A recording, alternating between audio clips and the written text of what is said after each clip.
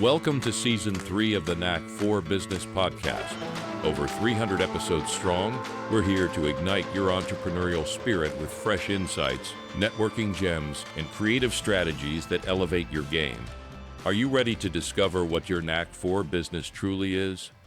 Your hosts are Bernie Fransgrote from Creative Insight and Wayne Pratt from Motivate You Inc.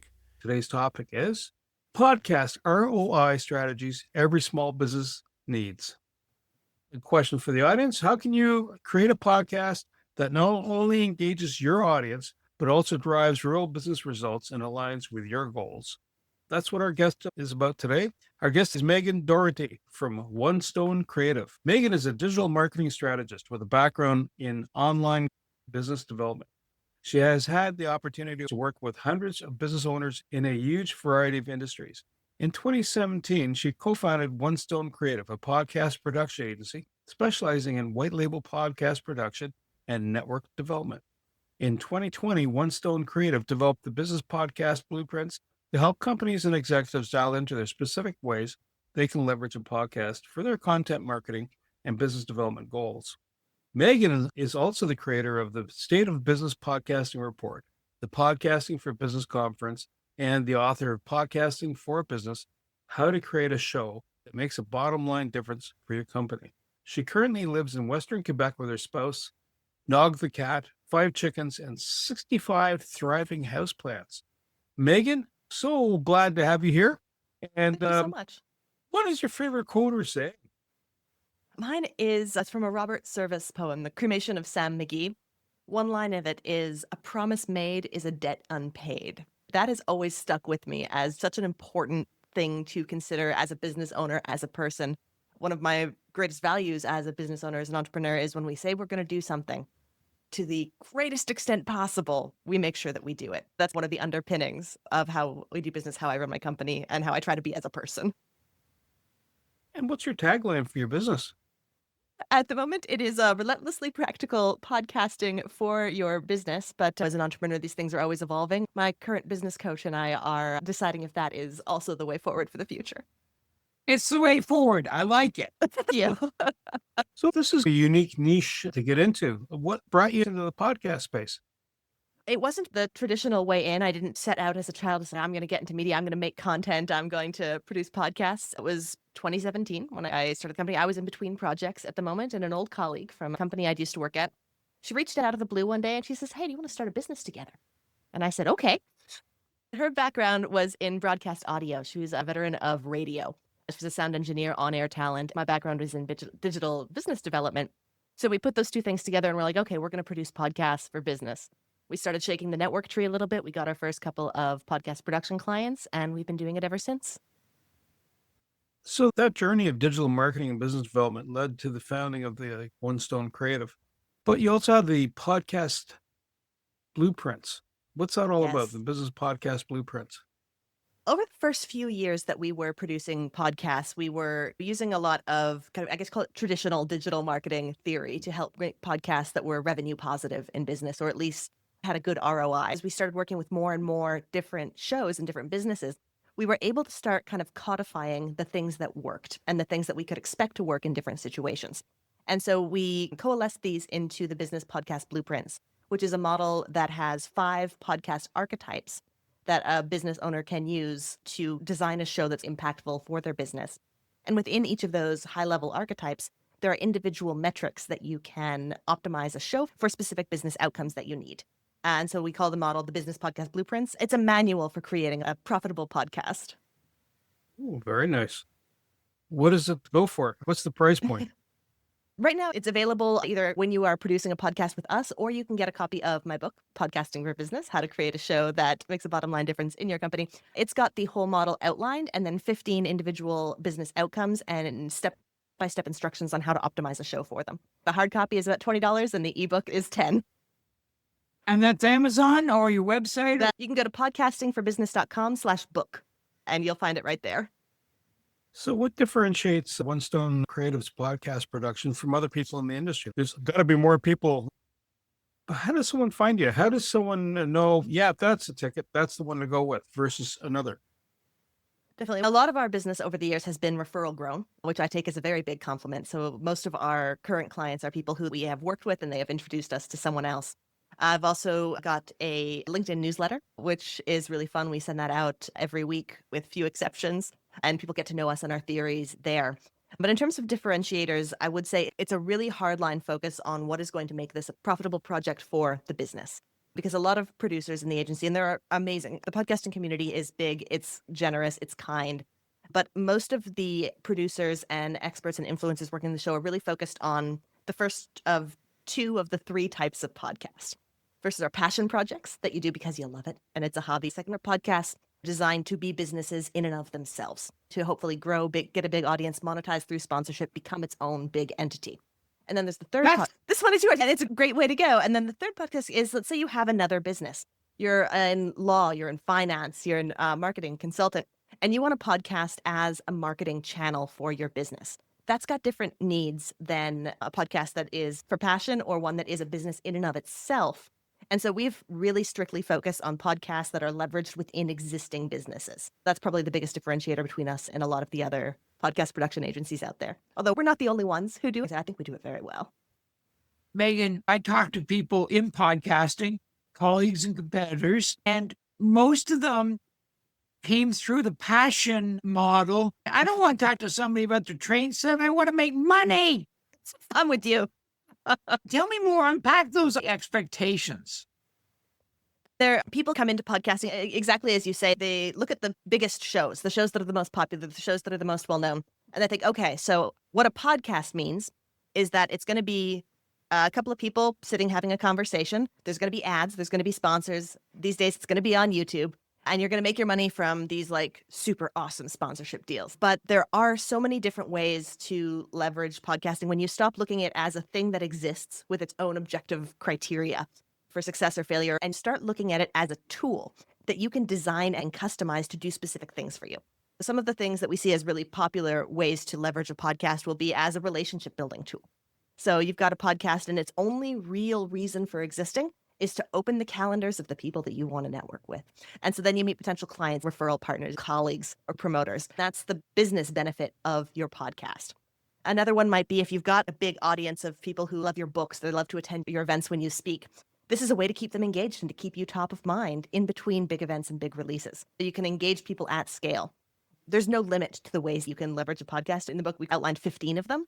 But I think the most important thing when it comes to leveraging a podcast is you've got to be able to measure the impact it's making on your business. For me, the biggest and most important thing is being able to attribute real value to what your show is generating for your business. It's really just a hobby. That speaks to metrics. So what are the metrics you're looking for other than ka-ching? That's going to depend very much on the business. Downloads are, of course, the most talked about, the most common, the most popular metric in podcasting because they are by and large the easiest to get. And it's good to know what they are, and it's good to know what the rate of growth or the rate of change of your downloads is over time.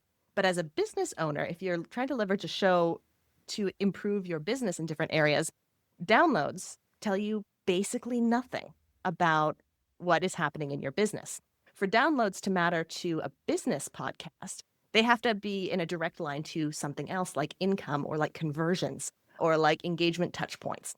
And so when you get a little more granular about what actually is value to my business, that's when you start to get into the fun of being able to track how different episodes, different topics, different promotional activities, different guests make an impact on things like emails I was sent or discovery calls I had. If you're trying to grow your show as a business, downloads are going to be very critical because that's going to be the number by which you get those sponsorships. It's going to be the number by which you're able to attract those good sponsors. That's a direct line to value. And so, of course, downloads are important in that case. But let's say my own podcast, it's mostly a relationship building show. And it's a content show where I'm trying to get our IP out there in a way to build our authority. Downloads do not really make a bottom line difference to me. I don't even look at them. I don't track them because they're not relevant. What I track is relationships. I track referrals. I track follow-ups because those are the metrics that are meaningful to me. So in terms of what metrics matter, that depends on your business. It might be your sales cycle length. It might be the new products that you create from your show. It might be the relationships, possibly downloads or sponsorship dollars. But it's got to have a line to a business outcome that at some point is going to be on a P&L statement for a business owner for it to be worth measuring. How do you integrate that? We've touched on the metrics. So downloads, now you're looking for other traction points. So emails. How do you attribute podcast release? And then over here, you go email chatter, visits the website. How do you correlate the two? How do you attribute one to the other? And then what means do you use to make that happen? Lots and lots of hard work. That wasn't the easy answer. No, to be more clear, it's often imperfect. And I'll preface everything with that. But let's say we want to track, I'll use the website traffic example. You want to set up your Google Analytics clearly to be able to see who makes the jump from visiting a podcast episode page on your website to booking a call page, or even have a specific book a call link that you can track on each individual page. So you can see, okay, someone was on this page listening to this episode, then they clicked a link to book a call with me. That's an indicator that this episode did something for them. And you're probably never going to capture perfect data because podcasting is fuzzy, and you'll never know if somebody was listening to an episode at the gym and then remembered your URL and typed it in.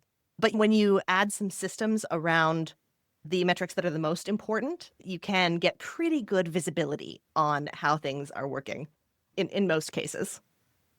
So that would mean then your CRM's integrated with your website and everything functions as a unit. So you're just taking a graph going, I'm having a peak here, podcast released here, allow for maybe a 5-day lag for everybody to start drinking the Kool-Aid. Kool-Aid's consumed. Now they have a sugar high. It sounds That like could be one way of doing it for sure. And if we're tracking like specifically a number of calls generated by episodes, I would go on a link basis and track it over time. Because I don't care if someone did it within the first 5 days of release. If they do it 6 months down the line, that's awesome. I still want to know. Because maybe something happens in the news that makes that topic particularly relevant. So someone does a search, they find your episode.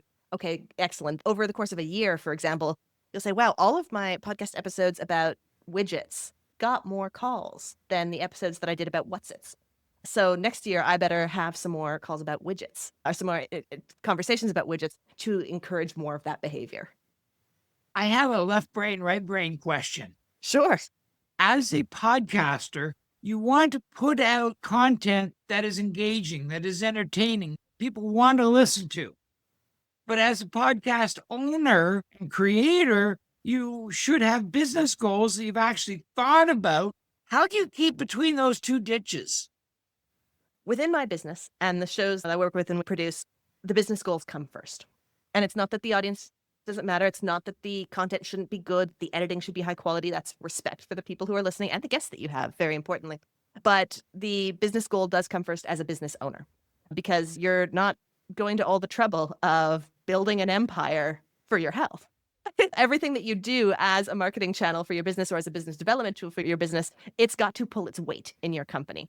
And when it comes down to engaging others, hopefully you've got an audience that is aligned enough with your business that the things you're going to talk about will naturally be interesting. You want to create content that serves them. If your most important goal, for example, is building relationships with the people you have as guests, they're your audience, not necessarily strangers who might find you someday. It's showing that guest a really good time because they are the key audience for the podcast. Or maybe if you've got, I know some podcasts, they're internal podcasts, they're about creating company culture to get the CEO into the ears of frontline employees. The employees are the audience. They're also captive.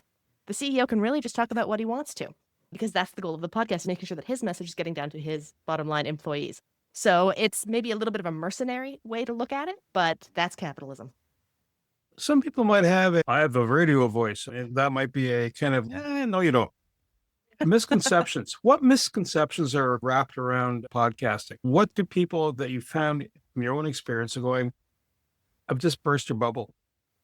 A big one is that downloads are the most important thing you can track. People think that they need to have a certain amount of growth or attain a certain level of size of audience to be valid as a podcaster. That's not true. And to your point about the voice, I think a lot of people, especially a lot of women, are concerned about their voice and how they are sounding. And I interviewed a vocal coach once, and she said something beautiful. Your voice is perfect, full stop. You can work on your voice to have more power, more control, more variety, but your voice is your voice. It's like your signature. I think everyone's voice should be appreciated for what it is.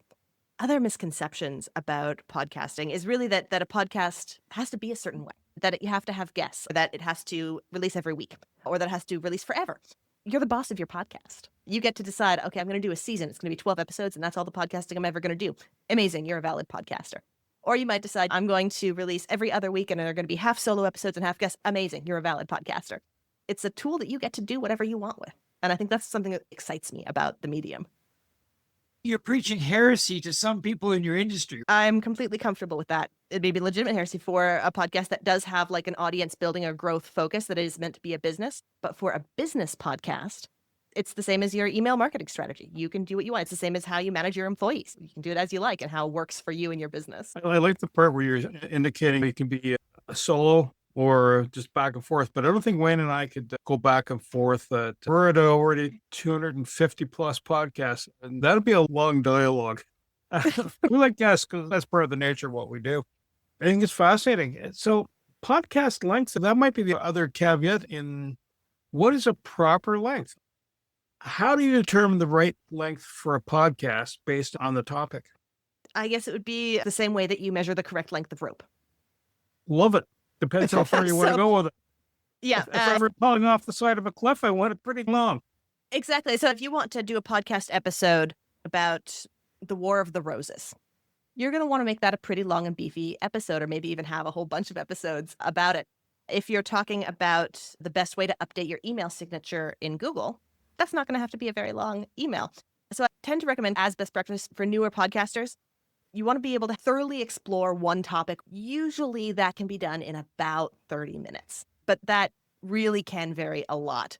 For newer podcasters, I recommend putting a cap on your interviews, because when you're newer, you don't get to the point very quickly. You ramble, you go back and forth. It's easier to get to the juicy stuff fast with a shorter show because you've got that little bit of time pressure. But they're really not hard and fast rules. Like, I know really popular shows that are 10 minutes each and release once a week. Me personally, for listening, give me a good hour and a half long podcast discussing something juicy. That's what I'm going to want to listen to. People are different. Audiences are different. Businesses are different. You got to do what works and what fits in your schedule. I wish I had the time to record 2-hour-long podcast episodes, but sadly, my schedule does not permit it. Everyone speaks in generalities. There's some people who believe if you own an iPod, you can podcast. What is a real podcast to use that word real, what does a real podcast cost to look like?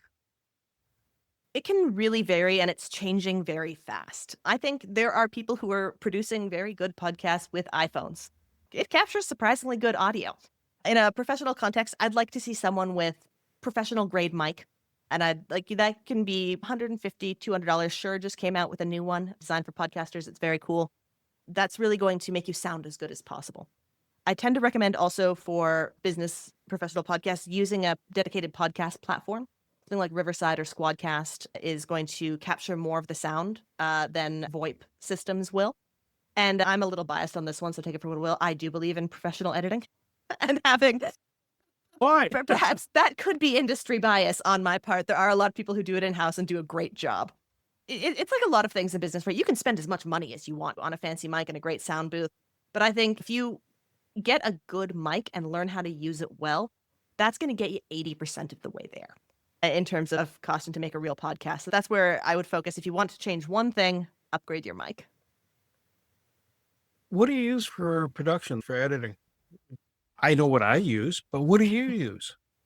We use the Adobe suite right now for editing. So our production team, they use Adobe for editing. And we like that because we can have individual templates with settings for the different shows that we edit, because different voices need different treatments on the back end. And I'm not the sound engineer at the company, so I'm communicating what my business partner, the sound engineer, has said we are doing.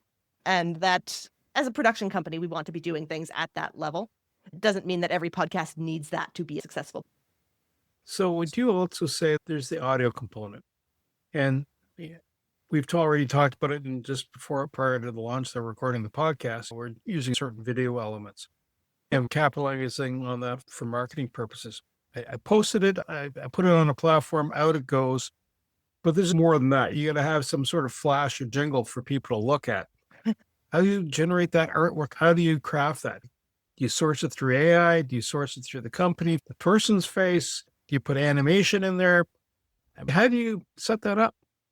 Well, because we're talking right now, it's the audio visual brand of your podcast. And that contains all of the elements that we're talking about. So it's got your intro music. If you've got a video channel, your video bumper, that's the bit with the music and maybe the animations. And then part of your audiovisual brand is your editing. There's a difference between Descript editing and a human editing, and there's going to be different quality levels that come out because of the nature of the different systems. Sourcing your music. There's lots of cool free libraries with royalty-free music. Some people have their friend's band record them a custom jingle. I think that's awesome. For us, we've got an in-house designer who does the art and the graphics and creates the templates that are reused for each episode. The completely AI ones still look weird. I'm not completely on board with them yet, but that's changing every day. As a business owner, you want your podcast to look like it belongs to the rest of your brand. So it should have similar colors. You should have similar fonts. In terms of cover art, our research shows that cover art is more common than anything else in a company podcast. But there are a lot of people who do not want to be staring at their own face when they open Apple Podcasts. And so they go with a typographic or graphic art, and that's completely fine too. I would say, though, that if you have a name-branded podcast or a name-branded business, get your face on there because it's your name. It should be your face too. Wait, you got Wayne going there. I can tell you that right now. Okay, so there's facial reactions. When I think podcasting, my mind goes to radio. And one of the things that I find weird is we've done 250 podcasts, and I don't know what my listener looks like. And I think you heard something. It's actually your guest, not your listener. Stop it. But how do you dive in or mine getting inside the head of a listener? Depending on which podcast host you use, you can get different levels of data about their demographics. Some hosts will let you know things like gender, income, location in the world, maybe even professional industry. Those tend to be the more expensive ones. A really good way is the hard work way of doing things. Open up your calendar and talk to some listeners. Find some people, put out a call in your email and your socials. Says, hey, we would like to learn about the people who are listening to this show. We would like to connect with you directly.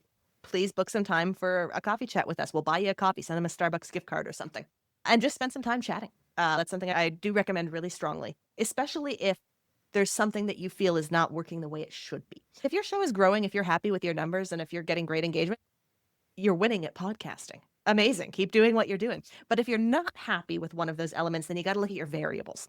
Is it the people that you're talking to? Is it the format of the show? Is it your art? Is it your calls to action? Is it your editing? You want to isolate those different variables and start testing them. Getting insight from the people who are listening or who are your key audience, they can tell you which variables to start with or which are going to be the most likely to make the bigger impact. And that'll save you some time. If you launched a podcast, like we have the Knack for Business one, but all of a sudden we decided to do a unique bundle for a specific area because our audience is pretty wide spectrum. You're in business, you want to start a business and so forth. But let's say we wanted to drill down into a niche, CRMs or podcast editing or coaching for the person that's a plumber, electrician, a tradesperson that's looking, how do I scale myself out of my business? Because that way I get some money and that's my golden nest egg. How do I make that happen? Not be that coach to help that person do that. You attribute it like there's some car manufacturers, you have the brand name, then you have a division of that brand name showing up. Do you build it up that way or do you build it up as a separate entity and then you push it out? How would you craft it? And I know that I've left that pretty broad. I didn't give you enough kind of finite details, but how do I do that business development piece to get that push out? We've got a couple of options. Before buying a new domain name and getting new cover art designed, I would probably do a special series on your existing RSS feed with maybe 6 or 10 episodes focusing on this particular niche and be clear to your audience. This is what we're doing for the next 10 weeks. If it's your thing, amazing. If it's not, we're going to be back in August with our regularly scheduled programming. If it performs well, then you've got a solid business case that a secondary podcast could perform well. If it doesn't perform well, you run an experiment, you learn some things, you move on. When you end up having a whole bunch of different kind of subsidiary podcasts, then, in my opinion, you're talking network and interrelated shows. You've got maybe your prime podcast and related shows underneath. And then there are decisions to make about whether you want everything to be on the prime feed or separate feeds. But I would start thinking that having different related brands under your umbrella podcast is typically the way to go. Again, I've developed podcast networks for people, so I might be a little biased about that, but there's just so much fun. It's fun. So if you do really want to talk about these really different things from different audiences, but it's your company, your brand, having multiple shows that can cross-promote and interrelate with each other can be a really powerful business tool. I'm going to take a risk here. This is the bartender that doesn't drink question. Okay. Megan is driving half an hour somewhere in Quebec. Is she listening to a podcast? And if so, what is the technology? Is it through her car radio? Tell me what you listen to as a listener when you have everything in front of you. Let's see. So while I'm driving, I have a very old car with a very old sound system, so I listen to CDs. I listen to podcasts when I'm cooking, cleaning and doing house chores, gardening, things like that. So that's what I listen to. I use currently AntennaPod. I'm not over Google Podcasts going away. It was my favorite app. I am so crushed that it's gone, but that is the way of things. So AntennaPod is doing a pretty good job for me. And I listen to a lot of podcasts for work, of course. I don't tend to listen to a lot of business podcasts for fun because I listen to a lot of them. I love the history ones. I love the food shows. So it's usually from my phone through AntennaPod, and I'm usually wearing my earbuds. An advertising perspective, if you don't have the number of downloads, but the ones that you do have are high quality, right? Or you just have the downloads. And there are some podcasters out there that have contentious issues that they talk about. They revel in or playing with fire, and they kind of get slammed. The question is, how do you figure out the advertising element in that space? How much should you charge? How much should you put in? How long a ditty should you put in the middle of it? Do you do it in the midsection or raft of the podcast? Or do you just attribute it to a tag as an aside as the podcast goes out? Big topic, podcast advertising and sponsorships. Sorry, is that a whole new podcast? Are you talking for a second conversation? But no, a couple of different ways to look at monetizing your podcast directly through advertisements and sponsorships. There's marketplace style advertising where you're going to have a pause in your audio. You're going to drop in an ad marker and a marketplace is going to bid on that spot. And that's going to give you a little bit less control over what the specific ad is, although you do have some controls around that. And you're going to pay a market rate, which is a CPM or cost per mil or a dollar amount per 1,000 downloads, typically $25 to $35 depending on your niche. This is great if you're getting hundreds of thousands of downloads a month. You can make tons of money. If you are not at that level, you're going to want to look more towards what we call sweetheart deals. And that's looking at people that you know, companies that you have relationships with, or companies that you know are really well matched with the niche that you have. You're going to reach out to them directly and say, hey, I've got this really well targeted list. It's not big, but they're your buyers. And you can say, I will do a personal host read ad, which is much higher value and it's going to be taken much more seriously by your audience for your company. I'm going to link to you in all of our show notes. I'm even going to send a dedicated email for the month that you're a sponsor, and that's going to cost $1,500. And you can negotiate deals like that privately and then do the work manually rather than dropping in the tag and using the marketplace system, which tends to be a lot better, especially for smaller or newer shows. It takes more work and you got to have those professional relationships to get things going, but it can be a way to supplement the costs of production and later even turn it into a real income source. I can hear Bernie wincing about the amount of stuff I'm going to be whining about that you brought up. I'm excited about that. I love having this impact on people. I can just sit here and nod and go, it's almost like I'm talking to my spouse, except when he's not my spouse. I agree that if you do a podcast, you're a podcaster.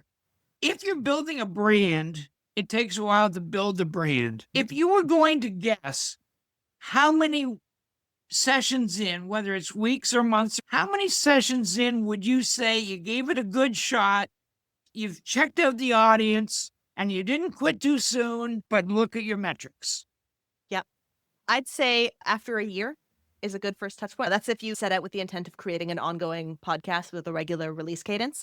You want to give it at least a year. I'd even maybe go to 18 months because it can take time to build traction. But I'd also say sometimes it's really smart, and I recommend a lot of people start with a limited release season.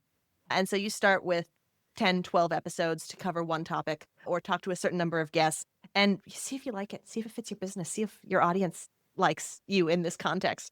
And that can be a really nice way to test the waters without pod fading. But if you are setting out to do an ongoing show, I'd commit to at least a year before you decide whether it succeeded or failed. And at the beginning of that year, you've got to decide what success or failure looks like and what you're willing to invest to get there. So you can't just at the end of the year say, okay, we tried a bunch of stuff, but I had no goals and I tracked nothing. Did I succeed? Who knows? But if you start at the beginning of that year and you say, okay, I want to release every single week. I want to get at least like 20 new business friends. And I want at least 250 people to be listening to every episode by the end of the year. Cool. Now you've got targets. You can check in each quarter and see how you're doing and make adjustments. And at the end, you can decide, okay, we hit our goals, but I hated it. Or we hit our goals and I loved it. or we spent too much money. You'll have all of this information to make a good decision for your business. You came up with a term that I both got instantly, but I want you to unpack. Pod fading. Pod fading is when you start a podcast and it's really exciting. It's a whole new thing. It's going to do so many great things for your business. It's going to be great. You get your first guests. You've got your art. It's amazing. And then you record an episode. I know this is good, but now there's a lot of work to do. And then all of a sudden you've got to do another one next week. And no one is listening. Why is nobody listening to this? They won't even click the link in the email. What's going on? And so after 7 episodes, you're just like, I'm not doing it anymore. And your podcast quietly fades into the silence and is never heard of again. That is pod fading. It happens to a lot of podcasts because podcasting is hard, a lot of work, and it can be expensive. So it's understandable when it happens. It's best avoided if possible. The sunset clause. AI voices, intros and extras. What's your opinion on that? And I'll tell you my reasoning on this. The reasoning is that I'm looking for something, a sound bite that's going to be different. And even when I have a male guest, I'll use a female voice. When I have a female guest, I'll use a male voice. So what I'm trying to do is provide a difference in the moments. But you're saying AI voices are no, or even AI in the whole podcast. One of the best things about podcasts, what listeners tend to like most, is the human connection they develop with the host. If your first impression is a robot, that's now the first impression that you've made, is that this is not real. It is not genuine. This is a robot probably talking to other robots. It's part of the dead internet theory, right? The whole internet's just going to become bots talking to other bots. I don't think that has a place in podcasts. There will be people who disagree with me, but it's your podcast, your business, your brand. Say hello to the audience yourself. They're here to hear you. When a podcast that has been doing guest interviews pretty consistently for a long time, when all of a sudden they do a solo episode, 99 times out of 100, that episode is going to outperform their guest interviews because people want that time with the host. I think opening up a show with an AI voice or even total AI podcast hosts that are now interviewing actual humans, existentially horrified by the idea. And I think not just as a producer, but as someone who I listen to podcasts to hear people, to have human connection with people. And so I think that AI really takes away from that. It's not that AI has no place in podcasting. There are AI tools that can bring me up a couple of notches so it doesn't sound so weird to listen to. That's a great use of AI. AI editors, in my opinion, they're not there yet. It's choppy. The mixing is off. The sound balance is a little wonky. That will change in the next couple of years. It will become as good as human editors. But I think we're not there yet. And I think there is a real place to prioritize the human connection that you're making in podcasting. I don't think AI voices contribute to that.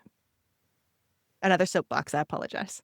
No, You didn't ask the question. I like putting my foot on the middle and going, whoa, that's stuck to the foot. But it's okay. It tells me a bit more.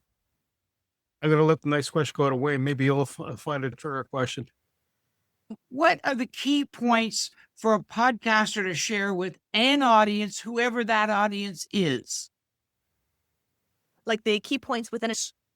That is a little bit broad because the goals of different podcasts are going to be so different. We could maybe talk about the anatomy of a podcast episode. That's usually going to have the intro and the outro, often is produced with music or has a voiceover, human or otherwise. And sometimes that is preceded by a hook, which is a clip from the audio that teases interest in what is to come. So you've got sizzle clip, produced intro, outro. Then you've got your host welcome, where the host opens up and says, hey, this is who I am. This is who you are. If you're listening, welcome. Here's what we're doing. Then it's your body content. And that's where you can get wild and do absolutely anything. At some point, you might have a mid-roll ad or sponsor thanks. Then you're going to have your soft CTA, which is where you'll say, this was amazing. Here's where you catch with the guest and make sure you're subscribed to our newsletter so you never miss an episode. And then probably go into your produced outro, which is going to have your music again and maybe direct people to subscribe on their favorite platform or a share. And that's your basic template for a podcast episode. Thank you. I have a question that's more interesting to me. I am optimistic to the point of delusional. Fun way to live life. It can be, but I suggest medication. But I dream about the podcast outgrowing me. You have either in your network a person who got so good at podcasting and had so much fun, he either sold his business, put it on a setting, and became focused as a podcaster. I do. One of good buddies of mine, we used to produce for him one of his shows directly, and he loved podcasting. So we started another show and then another show. And then he had 3 shows, and this is in the compliance legal space. Then he's, I need other podcasts. I'm going to start a network. And so we helped him develop the network a little bit. And now there's over 70 shows on this network. They get over 2 million downloads a month. And he calls himself a recovering lawyer, but now he's a full-time podcast network manager. That's a good line. Yeah, he really has turned it into an amazing, thriving business that has many properties and great sponsorships. He's a leader in the space. Tom Fox, Compliance Podcast Network. Go look him up. He's wonderful. Megan, this has been a really spectacular conversation. I'm going to rebook you again for another podcast. If you're Okay. willing, for our listeners, how do they find you and what areas do you serve? You just serve the province at Quebec, or do you service nationally, or do you service the continent of North America, or are you global? What's the scoop and how do we get a hold of you? We currently work internationally, but typically we work in North America. So Canadian and American podcasters, and typically smaller businesses, often who have been podcasting in-house or who are pod curious and thinking about podcasting for the first time. We can help you get a show off the ground or take all of that podcast work off your desk. And we are now, as we mentioned, moving to network development. If you have a great audience related in theme like marketing, PR, publishing, we can help you build a whole network of podcasts under your brand to create a new platform for yourself. You can find us at onestonecreative.net or podcastingforbusiness.com, especially if you want a copy of that book, which I do recommend. Megan Dougherty, my co-host Wayne Pratt, and you, the Knack for Business listeners. I hope you enjoyed this session because I did. I know Wayne did. He's grinning ear to ear right now. And if you're in the podcast space, you're looking to put your toes in the water or on the airwaves, so to speak, reach out to Megan. To reach the podcast hosts, email them at info@creativeinsight.com or by the website creativeinsight.com, spelled KREATIVINSIGHT.com. To reach Wayne at his email, Wayne@motivate.uca. That is MOTIVE, the numeral 8 and the letter U.ca, or his website Motivate.uca. If you would like to be a guest on this podcast and share your knowledge, let us know. We would also appreciate your feedback on the content or format. Check the show notes for more details. For these podcasts, we like to acknowledge the support and thanks to the following people: Carl Richards from Podcast Solutions Made Simple, a renowned podcast expert; Fred Crouch, who is the Property Wizard podcaster, where Bernie is a co-host; Javan Strika from At Hive, a co-working space that is more than just a space; then Melanie Weber, Bernie's invaluable business partner; and Wayne Pratt from Motive 8U Inc., who serves as both a coach and co-host of these podcasts. Disclaimer: please note that the Knack for Business podcast episodes are meant solely for educational and general informational purposes. The information and opinions contained within are not intended to be professional advice on any subject matter. The thoughts, views, and opinions expressed by the participants are their own personal beliefs and do not represent the views of the podcast hosts or any affiliated organizations. It is important to note that this podcast is not a replacement for consulting with certified experts in your area who possess knowledge of your unique situation. The hosts of the podcast, along with any participants or affiliated groups, do not take responsibility for any actions taken or not taken based on the information presented in this episode. It is highly recommended that individuals seek guidance from their own personal advisors in fields such as accounting, law, or other pertinent areas prior to undertaking any actions or making decisions that may impact their financial, legal, or other aspects of life.